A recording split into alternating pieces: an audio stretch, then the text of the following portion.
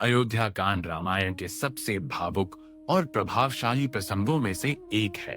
यदि बाल कांड भगवान राम के जन्म, बचपन, शिक्षा और दिव्य विवाह को दर्शाता है, तो अयोध्या कांड उनके चरित्र की वास्तविक महानता को उजागर करता है। यहाँ राम शस्त्रों से, असुरों से नहीं लड़ रहे हैं, वे किसी कहीं अधिक कठिन शत्रु से लड़ रहे हैं। शोक, अन्याय, मोह, प्रलोभन और विरह की पीड़ा, ये वह कांड है जहां राम अपना राज्य तो खो देते हैं, किंतु समस्त संसार के हृदय सदैव के लिए जीत लेते हैं। अयोध्या कांड उस राजकुमार की गाथा है जो राजा बन सकते थे, किंतु उन्होंने अपने पिता के सम्मान की रक्षा के लिए वनवास को चुना। ये उस पत्नी की कहानी है जिसने अपने पति के बिना सुख सुविधाओं को ठुकरा दिया। ये उस भाई की कहानी है जिसने वन में राम की सेवा के लिए राजसी सुखों का त्याग कर दिया।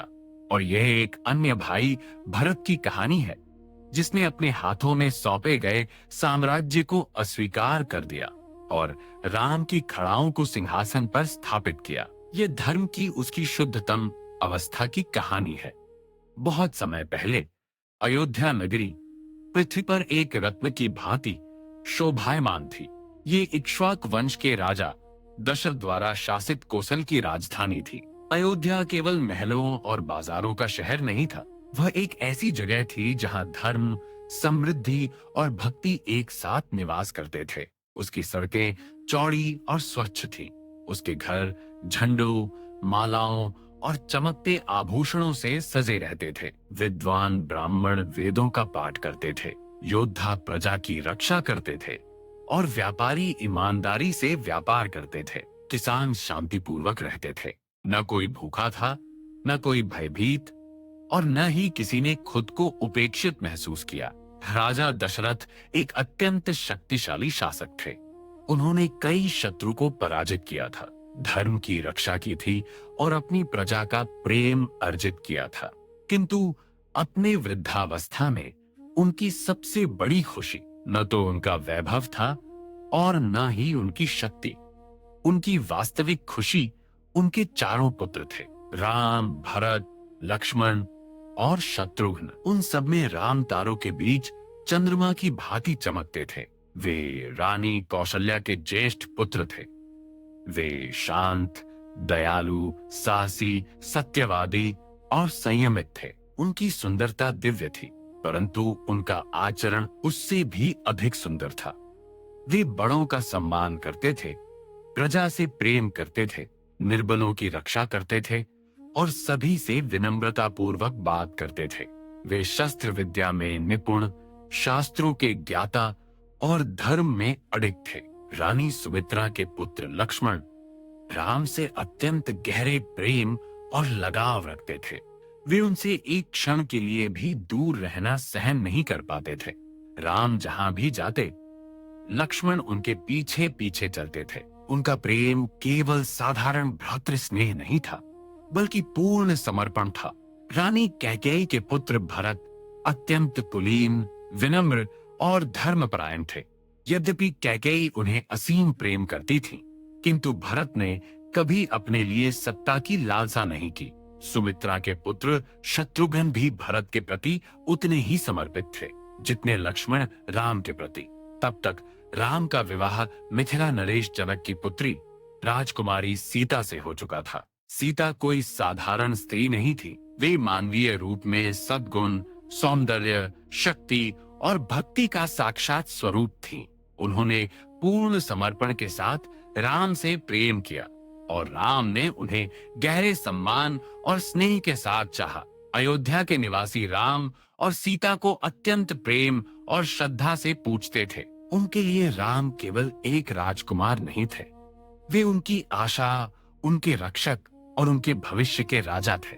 जैसे जैसे राजा दशरथ की आयु बढ़ती गई, वे वृद्धावस्था के बोझ को महसूस करने लगे। उनके बाल अब सफेद हो चुके थे, शरीर पहले जैसा बलिष्ठ नहीं रहा था।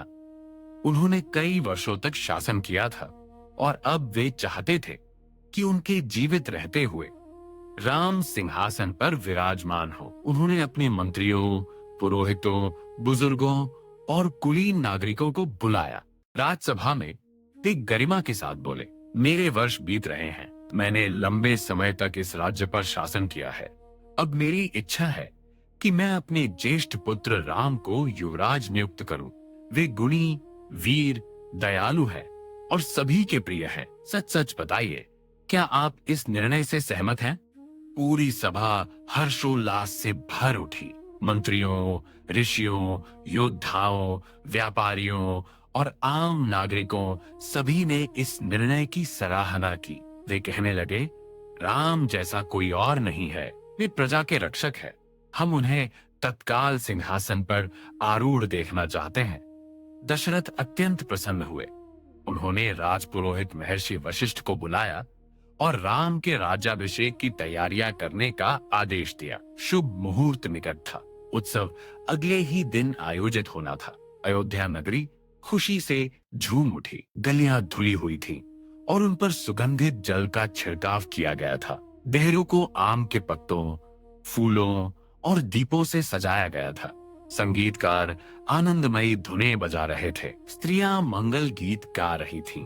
हाथियों को स्नान कराकर सजाया गया और घोड़ों को स्वर्ण आभूषणों से अलंकृत किया गया। नगरवासियों ने नए वस्त्र धारण किए थे और उनकी चर्चा केवल श्री राम के बारे में थी।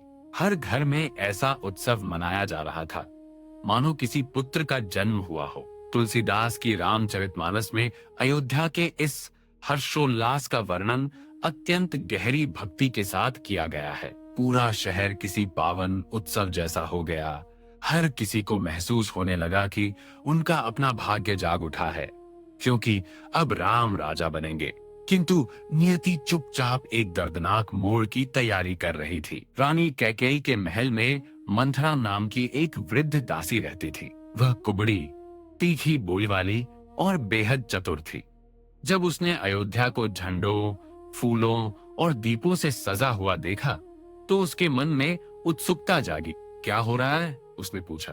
किसी ने हर्षोल्लास के साथ उत्तर दिया, क्या आप नहीं जानती, कल राम का राज तिलक होने जा रहा है। पूरा शहर जश्न मना रहा है। ये सुनकर मंथरा का हृदय ईर्ष्या की अग्नि में जल उठा। खुश होने के बजाय वह विचलित हो गई और तेजी से रानी कैकेयी के कक्ष की ओर चल दी। कैकेयी शांति से विश्राम कर रही थी। वे राम से अत्यंत प्रेम करती थी। वाल्मीकि रामायण और रामचरितमानस सहित कई वृत्तांतों में जब कैकेयी को राम के राज्याभिषेक का समाचार मिलता है तो प्रारंभ में वे अपार हर्ष का अनुभव करती है। राम उन्हें अपनी माता के समान सम्मान देते थे और वे उन्हें अपने पुत्र की तरह प्रेम करती थी। तभी मंथरा क्रोध में प्रवेश करते हुए बोली, आप इस समय सो कैसे सकती हैं? आप पर विपत्ति आ गई है। कैकेयी ने मुस्कुराते हुए पूछा, कैसी विपत्ति? क्या महाराज को कुछ हुआ है? क्या राम, भरत, लक्ष्मण और शत्रुघ्न सुरक्षित हैं? मंथरा ने कड़वाहट भरे स्वर में उत्तर दिया, दूसरों के लिए तो सब सुरक्षित है, पर तुम्हारे लिए नहीं। कल राम का राज्याभिषेक होने वाला है। जब वे राजा बनेंगे तो कौशल्या मुख्य रानी बन जाएंगी और तुम उनकी दासी। तुम्हारे पुत्र भरत को किनारे कर दिया जाएगा। कैकेयी पहले तो हंसी, अरे मूर्ख स्त्री, राम मुझे भरत से अधिक प्रिय है। यदि राम राजा बनते हैं तो ये वैसा ही है जैसे भरत का राजा बनना। राम अपने भाइयों से अत्यंत प्रेम करते हैं। वे कभी किसी का अहित नहीं करेंगे। किंतु मंथरा अपनी जिद पर अड़ी थी। वह जानती थी कि धीरे धीरे मन में जहर कैसे घोलना है। उसने कहा, आप अत्यंत सरल और अंधे हैं। राजसत्ता इंसान को बदल देती है। एक बार जब राम सत्ता में आ जाएंगे तो भरत उनके प्रतिद्वंद्वी प्रतीत हो सकते हैं। कौशल्या का उत्थान होगा और आपका पतन। आपने एक समय युद्ध भूमि में राजा दशरथ की रक्षा की थी।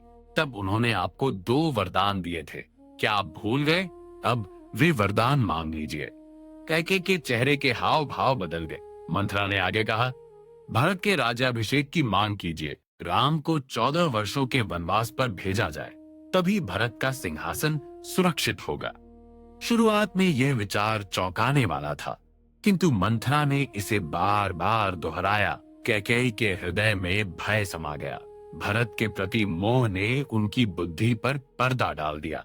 राम के लिए उनका प्रेम अब चिंता, महत्वाकांक्षा और संदेह की परतों के नीचे दब चुका था। यह रामायण के महानतम मनोवैज्ञानिक क्षणों में से एक है। कैकेयी मूल रूप से दुष्ट नहीं थी।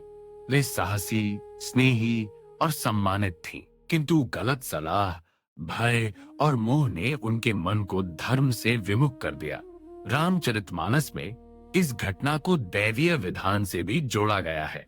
रावण के संहार और संसार की रक्षा के लिए श्री राम का वनवास अनिवार्य था, किंतु मानवीय स्तर पर कैकेयी का पतन एक चेतावनी बनकर रह गया कि कैसे एक विषैला प्रभाव वर्षों के प्रेम और विवेक को नष्ट कर सकता है।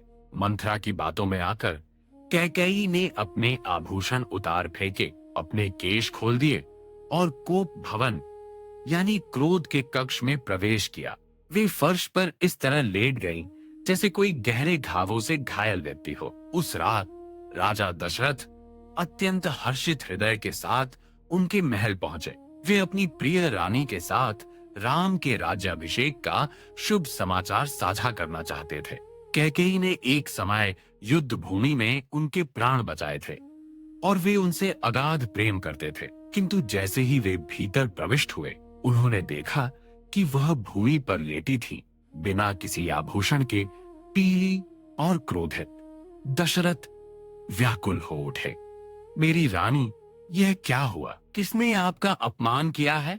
मुझे बताइए, मैं दोषी को दंड दूंगा। तुम्हारी जो भी अभिलाषा होगी मैं उसे पूरा करूंगा। क्या तुम्हें रत्न चाहिए, धन, सम्मान या किसी के लिए कोई साम्राज्य? कहो, मैं स्वयं श्री राम की शपथ लेता हूँ कि मैं तुम्हारी इच्छा पूरी करूंगा। कैकेयी ने इस अवसर को लपक लिया। उन्होंने कहा, आपने वचन दे दिया है और अब आप अपनी बात से पीछे नहीं हट सकते। दशरथ ने उत्तर दिया, मैं शपथ लेता हूँ। कुछ पूछना चाहते हैं? तब कैकेयी ने उन्हें उस पुराने युद्ध की याद दिलाई। बहुत समय पहले की बात है, जब दशरथ शत्रुओं से युद्ध कर रहे थे, तब उनके रथ का पहिया निकल गया और वे संकट में पड़ गए। उस समय कैकेयी ने बड़ी वीरता से उनकी सहायता की और उनके प्राण बचाए थे। उस समय दशरथ ने उन्हें 2 वरदान दिए थे, लेकिन उन्होंने उनका उपयोग नहीं किया था। अब उन्होंने उनकी मांग की। उन्होंने कहा, पहले वरदान के रूप में कल मेरे पुत्र भरत का राज्याभिषेक किया जाए। दशरथ स्तब्ध रह गए। फिर भी उन्होंने स्वयं को संयमित रखने का प्रयास किया। भरत भी उनके ही पुत्र थे। हालांकि उन्होंने राम के राज्याभिषेक की योजना बनाई थी, फिर भी वे किसी तरह इस अनुरोध को सह सके। किंतु तभी कैकेयी ने दूसरा वरदान मांगा। दूसरे वरदान के रूप में राम को 14 वर्षों के लिए वन भेज दिया जाए, जहां वे वल्कल वस्त्र धारण कर एक तपस्वी की भांति जीवन व्यतीत करे। दशरथ को ऐसा प्रतीत हुआ मानो उन पर बिजली गिर गई हो। वे कांपते हुए भूमि पर गिर पड़े और उनकी सांसें भारी होने लगी। उनका हृदय टूट गया। कैकेयी, वे विलाप करते हुए बोले, तुमने यह क्या कह दिया? राम ने तुम्हारा कभी कोई अहित नहीं किया। वे आपसे अपनी माता के समान प्रेम करते हैं। आप उनसे कुछ भी और मांग लीजिए, मेरा जीवन ले लीजिए, मेरा राज्य ले लीजिए, किंतु राम को यहाँ से मत भेजिए। कैकेयी अपने निर्णय पर अडिग रही। आपने अपना वचन दिया है। इक्ष्वाक वंश का कोई भी राजा अपना वादा नहीं तोड़ सकता। दशरथ पूरी रात मिन्नतें करते रहे। उन्होंने उन्हें क्रूर कहा। वे गिड़गिड़ाए, वे बेहोश हो गए। फिर वे दोबारा उठे और एक बार फिर गिड़गिड़ाने लगे, परंतु कैकेयी का मन नहीं बदला। वह रात घोर वेदना में बीती। अगली सुबह अयोध्या उत्सव के लिए तैयार थी। नागरिक उत्सुकता से प्रतीक्षा कर रहे थे। राजमहल पुजारियों, मंत्रियों और राज दरबारियों से भरा हुआ था, जो राज्याभिषेक की तैयारियों में जुटे थे। किंतु कैकेयी के कक्ष के भीतर केवल शोक व्याप्त था। दशरथ कुछ बोल न सके। उनका शरीर शिथिल था और आंखें अश्रुओं से भरी थी। कैकेयी ने आदेश दिया कि राम को बुलाया जाए। राम शांत गरिमा के साथ भीतर प्रविष्ट हुए। उन्होंने अपने पिता और कैकेयी को प्रणाम किया। उन्होंने देखा कि दशरथ असहाय पड़े थे और उनमें उन्हें देखने तक का साहस न था। राम ने पूछा। माता, क्या हुआ है? पिताजी इतने व्यथित क्यों हैं? क्या मुझसे कोई भूल हुई है? कृपया मुझे बताइए। कैकेयी की आवाज में कोई नरमी नहीं थी। तुम्हारे पिता ने मुझे 2 वरदान देने का वादा किया था, लेकिन अब वे तुम्हारे प्रति अपने मोह के कारण उन्हें पूरा करने को तैयार नहीं है। यदि तुम वास्तव में उनका सम्मान करते हो, तो तुम्हें उन्हें अपना वचन निभाने में मदद करनी होगी। राम ने उत्तर दिया, माता, ऐसा कुछ भी नहीं जिसे मैं अपने पिता के लिए न करूं। मैं अपना जीवन, राज्य, संपत्ति और सुख सब कुछ त्याग दूंगा। मुझे बताओ कि उन्होंने क्या वचन दिया है। कैकेयी ने कहा, भरत का राज्याभिषेक होना चाहिए। तुम्हें 14 वर्षों के लिए वन जाना होगा। वृक्षों की छाल और मृग चर्म धारण कर एक तपस्वी की भांति जीवन व्यतीत करना होगा। वहां सन्नाटा छा गया। कोई और होता तो शायद स्तब्ध रह जाता, क्रोधित हो जाता या पूरी तरह टूट चुका होता, परंतु राम में कोई बदलाव नहीं आया। उनके चेहरे पर शांति बनी रही। उन्होंने कहा, तथास्तु, भरत राजा बनेंगे। मैं आज ही वन की ओर प्रस्थान करूंगा। पिता का वचन कभी झूठा नहीं होना चाहिए। यह राम के चरित्र के सबसे उच्चतम क्षणों में से एक है। वे कोई तर्क नहीं करते। वे ये नहीं पूछते, मैं ही क्यों। वे कैकेयी को दोष भी नहीं देते। वे नियति को दोष नहीं देते। राम के लिए धर्म, सुख, सत्ता और व्यक्तिगत हानि से ऊपर है। उन्हें केवल एक ही बात का शोक है, उनके पिता कष्ट में हैं। राम दशरथ की ओर मुड़े और अत्यंत विनम्रता से बोले, पिताश्री, आप शोक न करें। मैं सहर्ष जा रहा हूँ। 14 वर्ष शीघ्र ही बीत जाएंगे। मैं वापस आऊंगा और आपकी सेवा करूंगा। किंतु दशरथ कुछ बोल न सके। वे बस रोते रहे। इसके बाद राम अपनी माता कौशल्या के महल की ओर चल दिए। कौशल्या उनके राज्याभिषेक की तैयारियां कर रही थी। उन्होंने पूजा अर्चना पूरी कर ली थी और वे अत्यंत हर्ष के साथ प्रतीक्षा कर रही थीं। जब राम ने प्रवेश किया तो उन्होंने स्नेह पूर्वक उन्हें अपना आशीर्वाद दिया। उन्हें लगा कि वे समारोह से पहले ही आ गए हैं, लेकिन राम ने झुककर प्रणाम किया और कहा, माता, राज्याभिषेक नहीं होगा। भरत ही राजा बनेंगे। मुझे 14 वर्षों के लिए वन जाने का आदेश दिया गया है। कौशल्या की दुनिया बिखर गई। वे शोक में डूब गईं और विलाप करते हुए बोली, मैं आपके बिना कैसे जी पाऊंगी? मैंने अपना पूरा जीवन आपको राज तिलक पहने देखने की प्रतीक्षा में बिताया है। यदि आप वन जाएंगी तो मैं भी आपके साथ चलूंगा। राम ने उन्हें ढाढ़स बंधाते हुए कहा, माता, आपका कर्तव्य यहाँ रहकर पिताजी की सेवा करना है। वे वृद्ध हैं और उनका हृदय अत्यंत व्यथित है। एक पत्नी का धर्म अपने पति के साथ खड़े रहना है। कृपया मुझे आशीर्वाद दें ताकि मैं पिताजी की आज्ञा का पालन कर सकूं। कौशल्या ममता और धर्म के बीच द्वंद्व में फंसी थी। अंततः आंखों में आंसू लिए उन्होंने राम को आशीर्वाद दिया। लक्ष्मण वहां उपस्थित थे और इस अन्याय को सहन न कर सके। उनका क्रोध अग्नि की भांति भड़क उठा। उन्होंने कहा, ये गलत है। आप ही असली उत्तराधिकारी हैं। प्रजा आपसे प्रेम करती है। पिताजी कैकेयी के वश में हैं। हमें इसका विरोध करना चाहिए। जो भी आपके विरुद्ध खड़ा होगा, मैं उससे लड़ूंगा। राम ने उन्हें बड़े प्रेम से शांत किया। लक्ष्मण, क्रोध धर्म नहीं है। हमारे पिता ने वचन दिया है, हमें उसकी रक्षा करनी होगी। बड़ों को कष्ट पहुंचाकर प्राप्त किया गया साम्राज्य व्यर्थ है। लक्ष्मण का क्रोध भक्ति में बदल गया। उन्होंने कहा, तो फिर मैं भी आपके साथ चलूंगा। आपके बिना मैं जीवित नहीं रह सकता। मुझे वन में आपकी सेवा करने दें। राम ने उन्हें रुकने और माताओं की देखभाल करने के लिए मनाने का प्रयास किया, किंतु लक्ष्मण ने इसे स्वीकार नहीं किया। उनका निर्णय अटल था। तब राम सीता के पास गए। वे उन्हें बड़ी कोमलता से सब कुछ बताना चाहते थे ताकि वे उनके बिना अयोध्या के जीवन के लिए स्वयं को तैयार कर सके। उन्होंने कहा, सीता, मुझे 14 वर्षों के लिए वन जाना होगा। भरत राजा बनेंगे। तुम्हें यहीं रहकर मेरे माता पिता की सेवा करनी चाहिए। वन कठिनाइयों से भरा है। यहाँ जंगली जानवर, कांटे, तपती धूप, कड़ाके की ठंड, भूख और खतरे हैं। राजमहल का जीवन सुखद होता है, किंतु वन का जीवन अत्यंत कठोर है। तुम यही प्रतीक्षा करो जब तक मैं वापस ना आ जाऊं। सीता ने उनकी बात सुनी, पर उनका हृदय अडिग था। उन्होंने उत्तर दिया, आप ऐसी बात कैसे कर सकते हैं? एक पत्नी का स्थान तो अपने पति के साथ ही होता है, चाहे आप महल में रहें या वन में। वह स्थान ही मेरे लिए अयोध्या है। आपके बिना तो स्वर्ग भी सूना होगा और आपके साथ तो यह वन भी आनंदमयी हो उठेगा। राम उन्हें सचेत करते रहे। न वहां कोई आरामदायक बिस्तर होगा, न स्वादिष्ट भोजन, न आभूषण और न ही कोई सुख सुविधा। सीता ने उत्तर दिया, मुझे सुख सुविधाओं की आवश्यकता नहीं है। मुझे केवल आपका साथ चाहिए।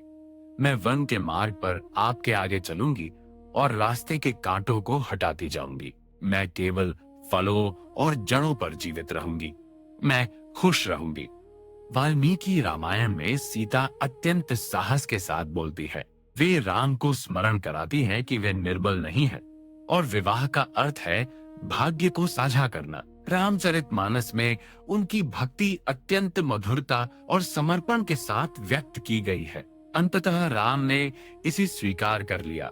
वे जानते थे कि सीता का संकल्प अटल था। लक्ष्मण ने भी उनके साथ चलने की तैयारी कर ली। इस प्रकार अयोध्या के 3 रत्न राम, सीता और लक्ष्मण वन प्रस्थान के लिए तैयार थे। प्रस्थान से पूर्व राम ने अपनी संपत्ति ब्राह्मणों, सिवकों और जरूरतमंदों में दान कर दी। उन्होंने अपने राजसी आभूषण उतार दिए और वल्कल वस्त्र धारण करने की तैयारी की।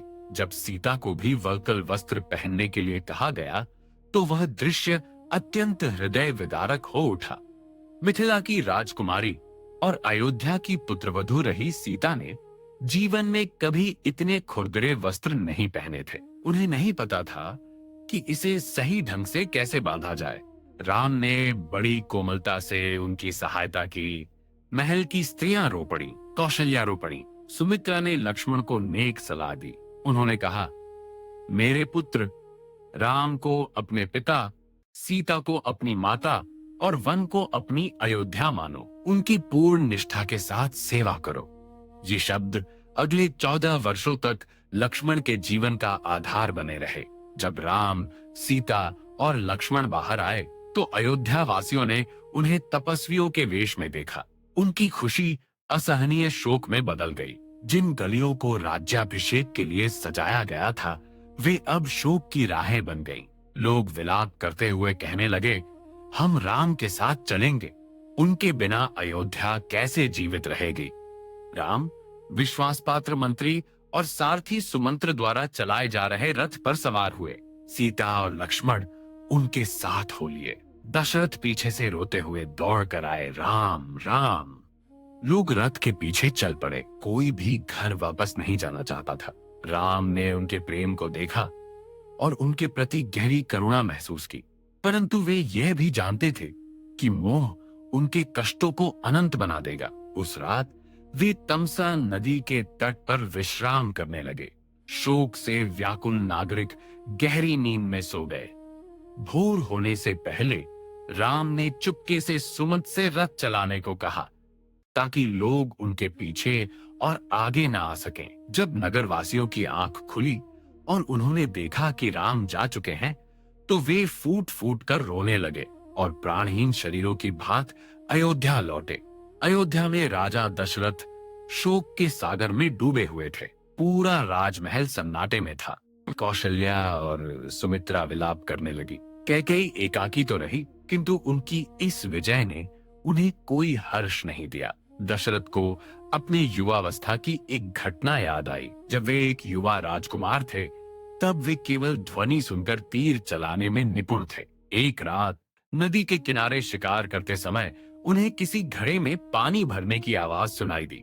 यह सोचकर कि वह कोई पशु है, उन्होंने एक तीर चला दिया, लेकिन उसके बाद जो चीख सुनाई दी वह किसी इंसान की थी। दशरथ तेजी से आगे बढ़े और उन्होंने देखा कि उनके बाण से एक युवा तपस्वी बालक घायल हो गया था। वह बालक श्रवण कुमार था, जो अपने अंधे माता पिता का समर्पित पुत्र था। वे उन्हें तीर्थ यात्रा पर ले जा रहे थे और जल लेने आए थे। मरणासन्न अवस्था में श्रवण ने दशरथ से निवेदन किया कि वे उनके माता पिता को जल पिला दे और उन्हें सब कुछ बता दे। दशरथ कांपते हृदय के साथ उन नेत्रहीन माता पिता के पास पहुंचे। जब उन्हें पता चला कि उनके इकलौते पुत्र की हत्या कर दी गई है, तो वे पूरी तरह टूट गए। उन्होंने दशरथ को श्राप दिया, जिस प्रकार हम अपने पुत्र के वियोग में मृत्यु को प्राप्त हो रहे हैं, उसी तरह तुम भी अपने प्रिय पुत्र के वियोग में शोक करते हुए मृत्यु को प्राप्त होगे। दशरथ वर्षों तक उस श्राप को अपने हृदय में संजोए रहे। अब जब राम वन की ओर प्रस्थान कर रहे थे, उन्हें आभास हो गया कि वह श्राप अब फल देने के लिए तैयार है। राम का नाम पुकारते पुकारते राजा दशरथ शोक में विलीन हो गए। अयोध्या ने अपना राजा खो दिया। इस बीच राम, सीता, लक्ष्मण और सुमंत अपनी यात्रा पर आगे बढ़ते रहे। वे पवित्र गंगा नदी के समीप निषादों के राज्य में पहुंचे। वहां निषाद राजगुह का शासन था, जो राम के अनन्य मित्र थे। जब गुह को यह ज्ञात हुआ कि राम पधारे हैं, तो वे अपार प्रेम और श्रद्धा के साथ उनकी ओर दौड़े चले आए। वे फल, जल और विश्राम के लिए स्थान लेकर आए। राम को वनवासी के वेश में देखकर उनका हृदय भर आया। गुह ने कहा, यह संपूर्ण राज्य आपका है। मैं और मेरे लोग आपके सेवक हैं। यही ठहरिए, मैं आपकी रक्षा करूंगा। राम ने स्नेह पूर्वक उन्हें गले लगाया, परंतु कहा, मुझे अपने पिता की आज्ञा का पालन करना होगा।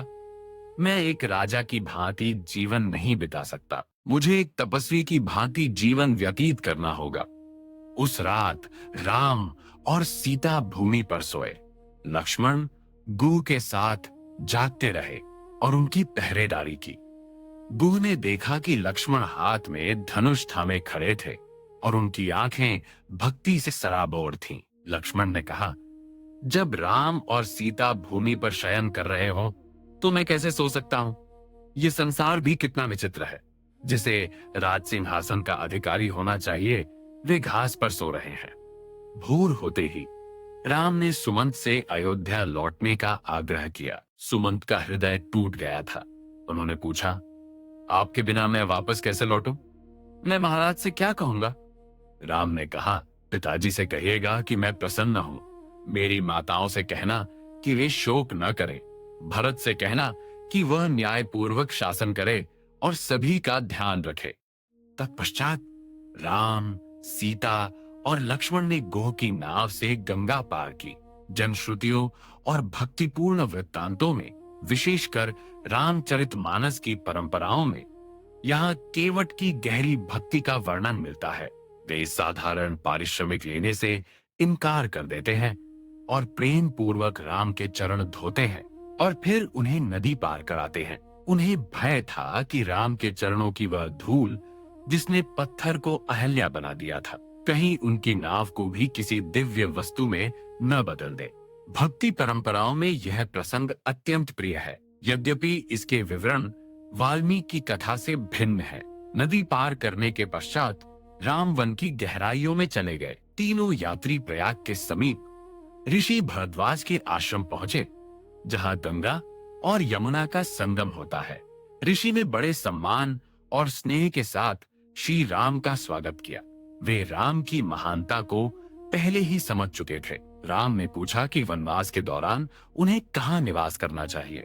भरद्वाज ने उन्हें चित्रकूट जाने का सुझाव दिया, जो वनों, नदियों, पक्षियों और ऋषियों से परिपूर्ण एक अत्यंत सुंदर और शांत क्षेत्र था। उनके मार्गदर्शन का अनुसरण करते हुए राम, सीता और लक्ष्मण चित्रकूट की ओर चल दिए। वहां लक्ष्मण ने एक साधारण कुटिया बनाई। वह वन अत्यंत सुंदर था। वृक्ष फूलों और फलों से लदे रहते थे। पक्षी मधुर गीत गा रहे थे। मंदाकिनी नदी मंद मंद बह रही थी। हिरण शांति पूर्वक विचरण कर रहे थे। कुछ समय तक राम, सीता और लक्ष्मण वहां अत्यंत शांत और सरल जीवन व्यतीत करते रहे।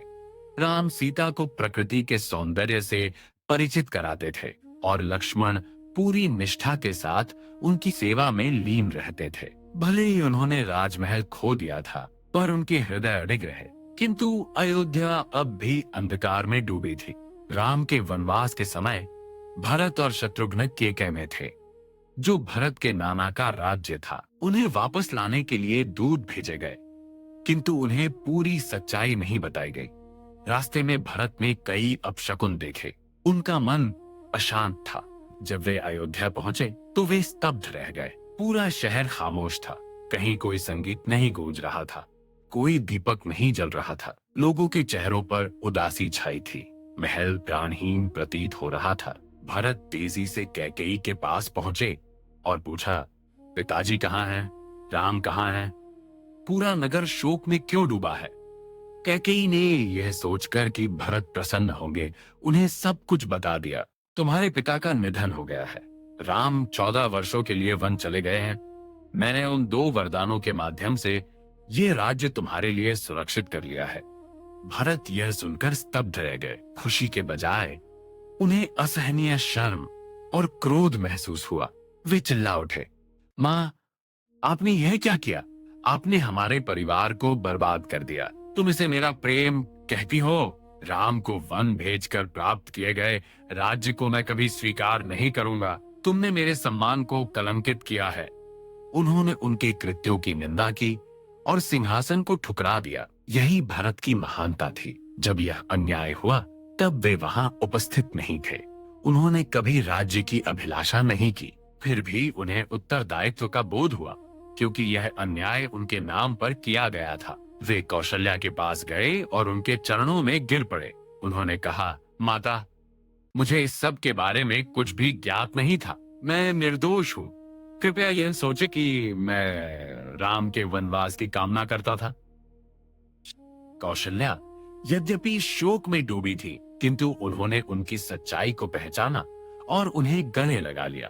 तत्पश्चात भरत और शत्रुघ्न ने अत्यंत शोक के साथ राजा दशरथ का अंतिम संस्कार किया। शोक की अवधि समाप्त होने के पश्चात मंत्रियों और पुरोहितों ने भरत से सिंहासन स्वीकार करने का आग्रह किया। राज्य को एक शासक की आवश्यकता थी, किंतु भरत ने इनकार कर दिया। राम ही असली राजा हैं, उन्होंने कहा। मैं वन जाऊंगा, उन्हें वापस लाऊंगा और उन्हें सिंहासन पर बैठाऊंगा। भरत शत्रुघ्न मंत्रियों, पुजारियों, रानियों, सैनिकों, नरवासियों और ऋषियों के साथ वन की ओर चल पड़े। ये कोई विजय पाने निकली सेना नहीं थी, बल्कि स्वयं अयोध्या थी, जो राम से वापस लौटने की विनती करने जा रही थी। वे गोह के क्षेत्र में पहुंचे। प्रारंभ में गोह को यह भय हुआ कि भरत राम को हानि पहुंचाने और सिंहासन प्राप्त करने के उद्देश्य से आए हैं। उन्होंने प्रतिरोध की तैयारी कर ली, किंतु जब उन्होंने भरत का शोक देखा और उनकी बातें सुनी तो गोह उनकी पवित्रता को समझ गए। उन्होंने भरत का स्वागत किया और उन्हें वह स्थान दिखाया जहां राम भूमि पर सोए थे। भरत ने उस घास की शैया को देखा जहां राम और सीता विश्राम किया करते थे। उनका हृदय टूट गया। वे विलाप करते हुए बोले, मेरी वजह से राम जमीन पर सोते हैं, जबकि मैं सुख सुविधाओं में रहा। ऐसे जीवन पर तो धिक्कार है। गोह ने उन्हें नदी पार कराई। इसके पश्चात भरत ने ऋषि भारद्वाज के दर्शन किए। ऋषि ने भरत के हृदय की परीक्षा ली और फिर उन्हें आशीर्वाद दिया। उन्होंने उन्हें चित्रकूट जाने का मार्ग दिखाया। जैसे ही भरत एक विशाल दल के साथ चित्रकूट के समीप पहुंचे, लक्ष्मण ने दूर से धूल उड़ती देखी। उन्हें किसी संकट का आभास हुआ। उन्होंने कहा, संभवतः भरत हमें मारने और राज्य को हथियाने के लिए सेना लेकर आए हैं। लक्ष्मण का क्रोध पुनः भड़क उठा, परंतु राम ने शांत भाव से कहा, भरत के प्रति कठोर शब्द न कहें। वे अत्यंत कुलीन हैं। वे ऐसा कार्य कभी नहीं करेंगे। शीघ्र ही भरत का आगमन हुआ। जैसे ही उन्होंने राम को देखा, वे दौड़कर आगे आए और उनके चरणों में गिर पड़े।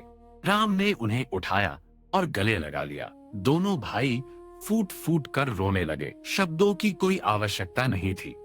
उनके आंसू ही सब कुछ कह रहे थे। चित्रकूट में राम और भरत का मिलन रामायण के सबसे हृदय स्पर्शी दृश्यों में से एक है। कौशल्या, सुमित्रा, कैकेयी, मंत्री, ऋषि मुनि और नगरवासी सभी एकत्रित हो गए। हर हृदय शोक और प्रेम से भरा हुआ था। राम ने अयोध्या और अपने पिता के बारे में पूछा। भरत ने कांपते हुए उन्हें बताया कि राजा दशरथ उनके विरह में शोक करते हुए दुनिया से विदा हो गए।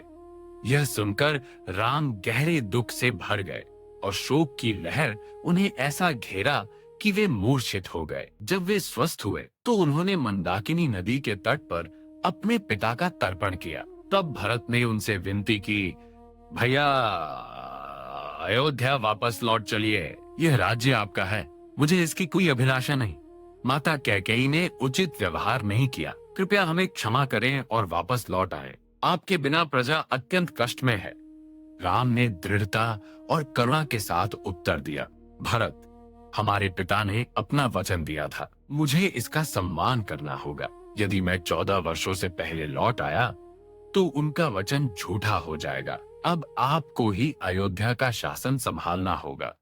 भरत ने तर्क दिया कि दशरथ अब जीवित नहीं है, यह आदेश अन्यायपूर्ण है और ज्येष्ठ पुत्र होने के नाते शासन करना राम का ही कर्तव्य है। किंतु राम ने उत्तर दिया कि सत्य शाश्वत है। एक पुत्र को अपने पिता के सम्मान की रक्षा करनी चाहिए, चाहे पिता जीवित हो या मृत। ऋषियों और बड़ों ने इसे सुना। वे भी राम की धर्म के प्रति निष्ठा देखकर अचंभित थे। वाल्मीकि रामायण के इस खंड में राजधर्म, कर्तव्य, नैतिकता और सत्य पर गहन चर्चाएं हैं। राम समझाते हैं कि धर्म का चयन सुविधा के अनुसार नहीं किया जाता। एक बार दिया गया वचन हर हाल में पूरा किया जाना चाहिए। तब भरत ने कहा, यदि आप वापस नहीं लौटेंगे तो मैं स्वयं इस वन में रहूंगा और आप वापस चले जाइए। राम ने इनकार कर दिया। हम में से प्रत्येक को अपने निर्धारित कर्तव्य का पालन करना चाहिए। अंततः भरत ने राम की खड़ाऊ मांगी। अपने चरण इन खड़ाओं पर रखे। उन्होंने कहा, मैं इन्हें अयोध्या ले जाऊंगा। वे आपके नाम पर राज्य का शासन चलाएंगे। मैं एक राजा की तरह नहीं, बल्कि आपके सेवक की तरह जीवन व्यतीत करूंगा। यदि 14 वर्षों के बाद आपकी वापसी नहीं हुई तो मैं अपने प्राण त्याग दूंगा। राम ने अपनी चरण पादुकाएं पहनी और उन्हें भरत को सौंप दिया। भरत ने अत्यंत श्रद्धा के साथ उन्हें उठाया और अपने मस्तक पर धारण कर लिया। यह क्षण भरत की आध्यात्मिक महानता को प्रकट करता है। वे केवल राम से प्रेम नहीं करते, बल्कि अहंकार, सत्ता और स्वामित्व का पूर्णतः त्याग कर देते हैं। वे राम के राज्य के केवल एक संरक्षक बन जाते हैं। भरत अयोध्या लौटे, किंतु उन्होंने राजा के रूप में महल में प्रवेश नहीं किया। उन्होंने राम की खड़ाओं को सिंहासन पर स्थापित किया और उनके प्रतिनिधि के रूप में शासन किया। वे अयोध्या के बाहर स्थित नंदीग्राम नामक गांव में चले गए और एक तपस्वी की भांति जीवन व्यतीत करने लगे। वे साधारण वस्त्र पहनते थे, राजसी सुखों का त्याग कर चुके थे और राम की वापसी की प्रतीक्षा कर रहे थे। उनका हर निर्णय राम के नाम पर होता था और शासन का हर कार्य एक सेवा की भांति किया जाता था। अयोध्या वासियों ने देखा कि यद्यपि राम वन में थे, फिर भी भरत के माध्यम से उनका धर्म ही राज्य पर शासन कर रहा था। यही कारण है कि भारतीय परंपरा में भरत को निस्वार्थ भक्ति के महानतम उदाहरणों में से एक माना जाता है। लक्ष्मण ने राम के साथ उनके वन गमन में सहभागी होकर उनकी सेवा की। भरत ने राम से दूर रहकर और बिना किसी मोह के उनके राज्य की रक्षा कर उनकी सेवा की। सेवा के दोनों रूप समान रूप से महान थे। जब भरत वापस लौटे तब राम को एहसास हुआ कि अब चित्रकूट का अस्तित्व बहुत से लोगों की जानकारी में आ चुका है। नागरिक और संबंधी आते रह सकते थे, जिससे वनवास के जीवन और ऋषियों की शांति में व्यवधान पड़ता। साथ ही वन में ऐसे कई तपस्वी थे जो राक्षसों से पीड़ित थे। राम का वनवास केवल व्यक्तिगत नहीं था, यह एक वृहद दैवीय उद्देश्य का हिस्सा था। तो राम, सीता और लक्ष्मण वन की गहराइयों की ओर बढ़ने के लिए तैयार हुए। उन्होंने चित्रकूट को पीछे छोड़ा और अरण्य कांड की उन घटनाओं की ओर अपनी यात्रा जारी रखी जो आगे घटने वाली थी। अयोध्या कांड का अंत किसी युद्ध की विजय से नहीं, बल्कि स्वयं पर विजय पाकर होता है। राम ने सिंहासन का त्याग किया, सीता ने सुख सुविधाओं का त्याग किया, लक्ष्मण ने अपनी निद्रा और व्यक्तिगत जीवन का त्याग किया, भरत ने राजपाट का त्याग कर दिया, दशरथ ने शोक में अपने प्राण त्याग दिए, कौशल्या ने धर्म के लिए अपने पुत्र का त्याग कर दिया, सुमित्रा सेवा के लिए लक्ष्मण का त्याग करती है, यहाँ तक कि अयोध्या भी अपने प्रिय राजकुमार को खो देती है। और इन तमाम बलिदानों के माध्यम से रामायण हमें यह सिखाती है कि धर्म का मार्ग सदैव सरल नहीं होता, किंतु वह सदैव पवित्र होता है। अयोध्या कांड का गहरा अर्थ। अयोध्या कांड केवल उत्तराधिकार का कोई राजनीतिक नाटक नहीं है, ये एक आध्यात्मिक दर्पण है। दशरथ उस मोहक आसक्ति के प्रतीक है जो नियति के आगे विवश हो जाती है। कैकेयी इस बात का प्रतीक है कि कैसे एक नेक दिल भी भय और कुसंगति के प्रभाव में आकर भटक सकता है। मंथरा विषैली सोच का प्रतिनिधित्व करती है, संदेह, असुरक्षा और छल कपट। वहीं राम पूर्ण धर्म के प्रतीक हैं, शांत, सत्यवादी, आज्ञाकारी और करुणामयी। सीता अटूट भक्ति और साझा भाग्य का प्रतीक है। लक्ष्मण सक्रिय सेवा और सुरक्षात्मक प्रेम के प्रतीक है। भरत उत्तरदायित्वों के बीच वैराग्य का प्रतीक है। अयोध्या मानव हृदय का प्रतीक है। जब राम वहां विराजे होते हैं तो चारों ओर आनंद छा जाता है, और जब राम वहां से प्रस्थान करते हैं तो सोने की नगरी भी सूनी हो जाती है। वाल्मीकि रामायण और रामचरितमानस दोनों में अयोध्या कांड की घटनाएं भारतीय सभ्यता के उच्चतम मूल्यों को उजागर करती हैं। सत्य, कर्तव्य, त्याग, भक्ति, विनम्रता और बड़ों के प्रति सम्मान। श्री राम की महानता इसमें नहीं थी कि उन्हें राज्य से वंचित कर दिया गया, बल्कि उनकी महानता इस बात में थी कि उन्होंने बिना किसी कटुता के वनवास स्वीकार किया। भरत की महानता इस बात में नहीं थी कि उन्हें राज्य का प्रस्ताव दिया गया। उनकी महानता इस बात में थी कि उन्होंने उस चीज को स्वीकार करने से इनकार कर दिया जो न्यायसंगत रूप से उनकी नहीं थी।